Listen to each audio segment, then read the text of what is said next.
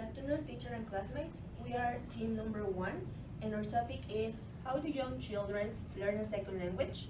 And we are Arriaga Nava Valeria, Ponce Zapata Andrea, Sánchez Escobar Carlos. Tobar Castro Fernanda. Sanchez Castillo Samantha Abigail, and we're going to start.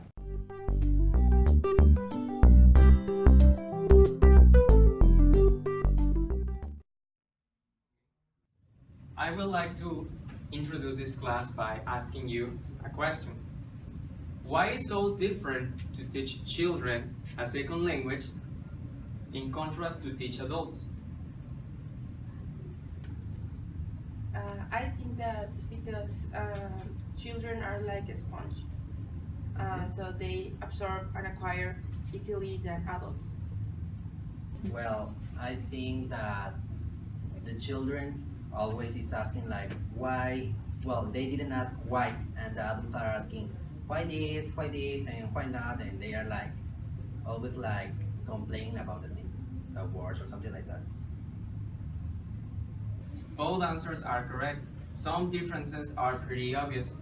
Children are more enthusiastic and lively as learners. They want to please their teacher and they look for any kind of approval from them. Characteristics of young children. The characteristics of young children are from 4 to 11 years old. They have three main characteristics. They are natural language acquirers. They are self-motivated to pick up language without conscious learning. And they have the ability to actually imitate our pronunciation. When you're a child, you can actually hear a language and reproduce it. You speak a language. Why speak? Because if you ask a child or children, why do you speak like that? There are three possible answers. The first one, he will tell you, I don't know, that's the way you speak. The second one will be like, and the third one is because they will say, I don't know, because they don't know the grammar rules. In contrast to adults, when we already have established like some grammar rules, we tend to compare our first language to the second language. And in the case of kids, they don't do that. Why? Because they don't know what grammar rules are. Young children learning a second language. Every child is unique, but what all children have in common is that they have a natural curiosity and have the innate ability to learn. Kids have a great capacity of learning because their brain is made for that. Like one of the public said, children are like sponge and they tend to absorb everything that is given to them. Also, we made two distinctions: learning of a second language in childhood and learning of second language in infancy. But what is the difference between childhood and infancy?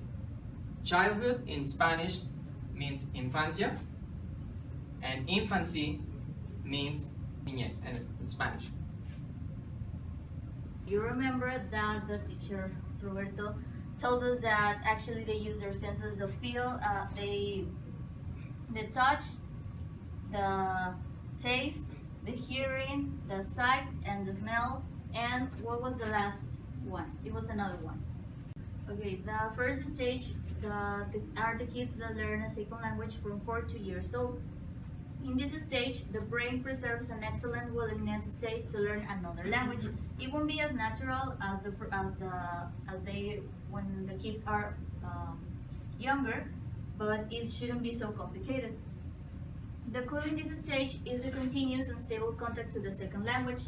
The kids that spend 3 or 4 hours in a day, for example, the kids that go to school and learn English, they are always surrounded by English, the peripheral learning, the pictures and sentences around them, and that's the way they can learn English, because they maintain continuous and stable contact around them. And in a few words, we should avoid explanations and encourage the use of language. If the kid has questions about how is this, why is this, or why that, you shouldn't explain the fact that, well, this is because the grammar says so, or this is a dependent, independent clause, word, nothing like that. We should only encourage the kid to use the language. Okay, the next stage are the kids from 5 to 7 years old. They actually can understand better the real situations than the language itself. That's the complexity of the language. They can understand things that are around them. They use language skills long before they are aware of them. For example, well, basic sentences. I like parrots. What do you like? Well, I like dogs. With their vocabulary, they can use this grammar, language skills that they are not aware that they are language skills, and they use them. Their understanding comes through their senses. The doing. That's it. That's the sixth sense. They can learn through doing. For example, pieces of Lego or modeling clay. They can learn like that. Okay.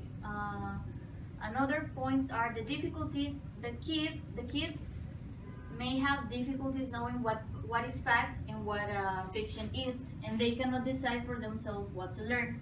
In these 2 points, the role of the parents play a very important role. If, for example, if we let the kid to watch cartoons where the flowers and the trees talk, we should take our kid for a walk and tell him or her that, look, this is a tree, it doesn't have any eyes or mouth, but it's part of the nature, it feels, and you should take care of it.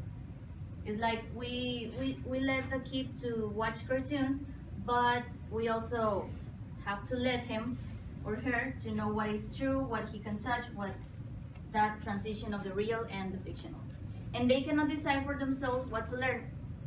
The role play here is that as a parents, if we see our kid that he or she likes something, the Legos, the modeling clay, the writing, the speaking, we should provide the kid with an environment that he or she likes and he or she can learn.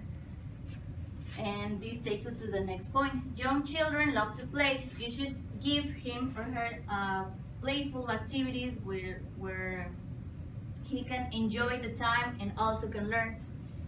And kids actually are enthusiastic and positive about learning. If you provide this environment to them, they learn and they have fun. Okay, the next topic. Learning of a second language in childhood. This happens from 7 to 11 years old. As long as we grow up, the second language learning loses its natural feature. In this stage, kids begin the concrete operational stage. Any of you know this meaning? Concrete operational stage? No. Okay, well, it doesn't matter. I'm gonna cover this later. So in this period, the child's brain still is in a good willingness to learn a second language, and they remind the necessity to explore the language. So we as teachers can teach them some grammar rules, but they have to be concrete and practical, and they have to be according to the daily language that they are using, so they can remember them better. About the concrete operational stage, this happens like from 8 to 11 years old, and we can notice that the child is starting to think logically about concrete events, and they are also able to solve some problems that where they were younger they couldn't solve this by themselves. When I was a teacher, I made a mistake with a homework about math, and like 3 parents sent me a note saying to me like, my kid is not able to solve this equation or something like that. So I was like kind of worried because like, oh no, I did bad, and I talked to them, and most of them told me that even though they didn't learn about this topic before, they were able to solve this, and some of them have different abilities or ways to solve the homework that I put them. Kids of 8 and 10 years old, they ask questions all the time, and they are able to make some decisions about their own learning. When I was a teacher, I had a kid that he he was always asking me more aspects about the topic that I was teaching them. And they were always, why is this? Why is this? And why is this? And we're like, please sit down. Also, they are able to work with others and learn from them. This happens when they work in teams, and they are competent users of their mother tongue.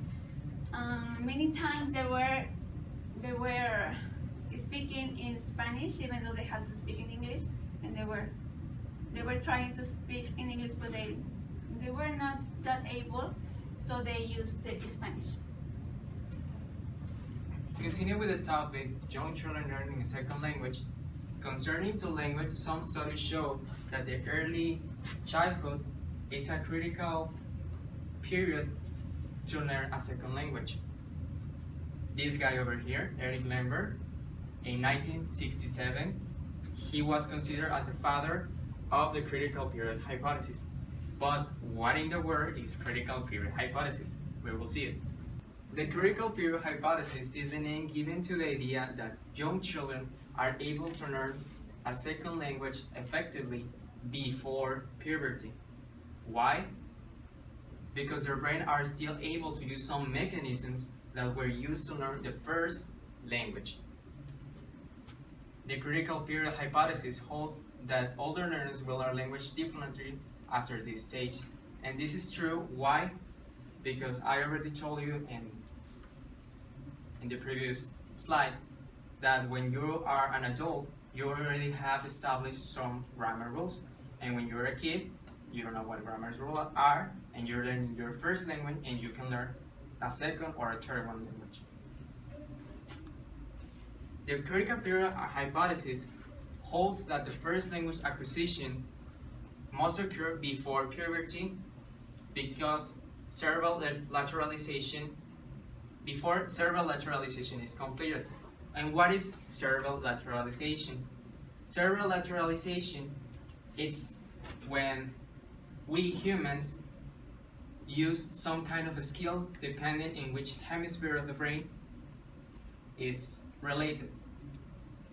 One prediction of the hypothesis is that the second language acquisition will be relatively fast, successful and qualitative, similar to the first stage only if it occurs before the age of puberty. In conclusion, is that this theory tells us that the first language always occurs before the age of puberty. In conclusion, is that this theory tells us that the first language always occurs before the age of puberty, and if you learn the second language at the same age, you will learn it effectively. Because if you're an adult and you're trying to learn a second or a third language, it will be very difficult for you because you already have established, like I said, grammar rules, and you tend to compare a lot. The aspects taken into account when young children learn a second language are these ones. First, the kid needs to be like the main character of his or her own learning process. Teacher needs to know the skills of the kid, where they are good at or if they are having trouble. Also the interests, what they like or what they don't, and the fears of the kid, the maturity level, and the background, which is the previous knowledge. The next one is teachers and family have a very important role. Let's start first with teachers. Teachers need to know not only the name and the age of the kid. I mean, that's important because of the good record that they need to have, but also teachers need to know the needs and the interest of the kid in order to adapt their way of speaking or the material, the teaching manners, the activities, the strategies, so they can understand the second language and learn it. It's important to mention that the kids do not learn the same way. Remember, we cannot expect that they learn in the same way and at the same time. And in family, we need to, in this point, the family is when they use and how they use the language and the motivation they give to the kid, and also the expectation they have about the kid and how they transmit those thoughts. The environment talks about everything that surrounds the kid, depends if it's going to benefit him or not. And it can be the friends, internet, the TV shows they watch, and I don't know, the experiences maybe. And time, well, every kid follows like the specific process when they are learning a second language. So we need to respect that. We cannot rush them. So you need to do this like fast. No, we need to give them like time and space to do and to learn the second language. The advantages of beginning early. Well, first of all, it increases opportunity for connection and first to study abroad for the kids. In a Concordia University study, they found that children who are taught a second language may grow up to be more accepting of social and physical diversity. They are able to speak, to read, and to write in another way. Also, in an international journal of bilingualism, they found that speaking two languages enhances your cognitive skills and improves your mental abilities.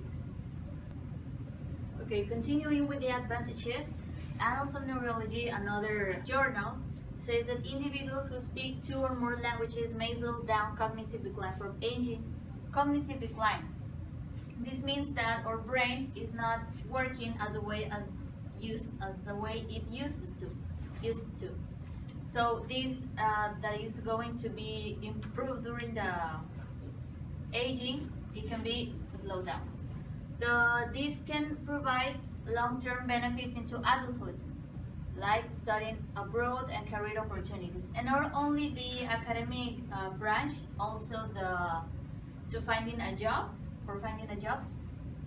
And you know that jobs now can ask you for speak more than one language or to fly, something like that. So learning more languages can be pretty good for the kid when he grew up, to offer a good position in learning a job.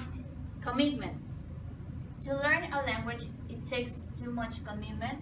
The resources, the energy, the effort. It takes a lot of and time to learn a language, and it's much easier time processing and remember the information as compared to an adult. The more young person learns a language, the more easier can remember the information when he or he is an adult. Okay, the next topic is children's emotional environment is important for learning. So do you think it's important to have a good emotional environment with the kids if we are teaching them? Yes or no? Yes. Yes? Okay. In your child's early years, the emotional environment is just as important as the physical environment. Children learn when they feel secure, happy, valued, and listened to. Okay. Sometimes it's difficult for the kids to acquire the English because of bad experiences. For example, if a teacher mocks about the student, if he or she laughs about him, he wouldn't like English because he wouldn't feel insecure when he's talking.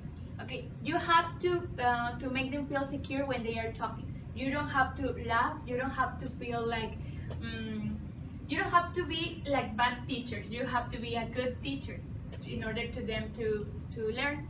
The class should be fun and interesting, and we have to use realia. For example, pictures, flashcards, bingo, or that kind of material in order to learn. Next one, please. Okay, what the children need is a loving, stimulating, and enriching environment.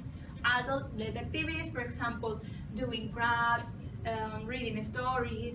And the next one is activities linked to some interesting everyday activities. Can someone share me an experience about teaching kids? It could be preschool kids or elementary kids. An experience about being a good teacher with them. Well, I remember that when I started teaching, I had a kid that was always fighting with the other kids, and I was just like trying to be nice with him, because I remember that he didn't had a father, and I tried to be like his brother, and Yeah, so one teacher told us about a teacher that laughed at her. I don't know if we was here at the college or it was my teacher in high school. So that teacher told us about the teacher laughed at her, and she didn't feel like secure about talking because the teacher laughed at her, and she didn't want to talk anymore because she was feeling insecure. So we have to be aware of the student. We have to take care of them to love them as our own child and give them like all the support that we can give. Well, finally, what do you think? Are young children less afraid of making mistakes? Yes. Yes. Yes. Yes, everyone? Yes, because Why? they don't care if they did the things right. They just care if they participate or if they are involved in the activity. Okay, someone else? Yes, kids love to participate and to be listening. So no, they aren't afraid. The correct answer is yes, like you said, because when we expose young children to an additional language, they reap the benefits of experimenting with that language as a natural part of their development. Because their progress isn't stopped by a fear of getting it wrong, which is sometimes what happens with us as adults. We stop trying because we don't want to get any more mistakes, and that's the problem. Very young children simply work their way towards getting it right. Remember, if they enjoy what they are doing, they are gonna do it like well. And the next one, please. Making mistakes is a natural part of the learning process. It is what helps people to become more fluent and more effectively. And actually making mistakes is a good sign. If you are not making mistakes at all, that means that you are not learning, or you are not using the language like it should be used. Well, that's it. Thank you for your attention. Thank you. Now we're going to give you an activity with some questions that you need to answer about the topic we talk about, okay? So,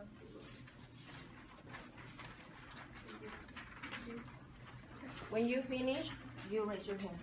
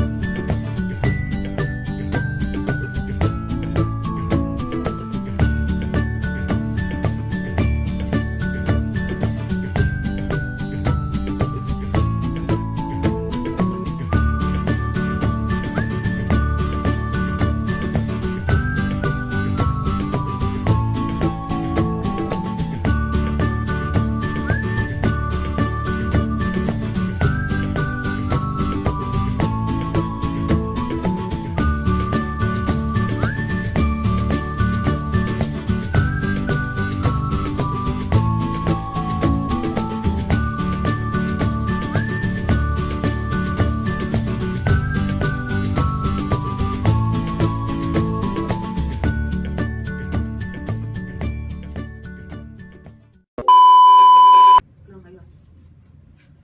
¿Ya estás grabando, verdad? Ok. Ya estás grabando. ¿Ya estás grabando? So in this stage, the children's brains still.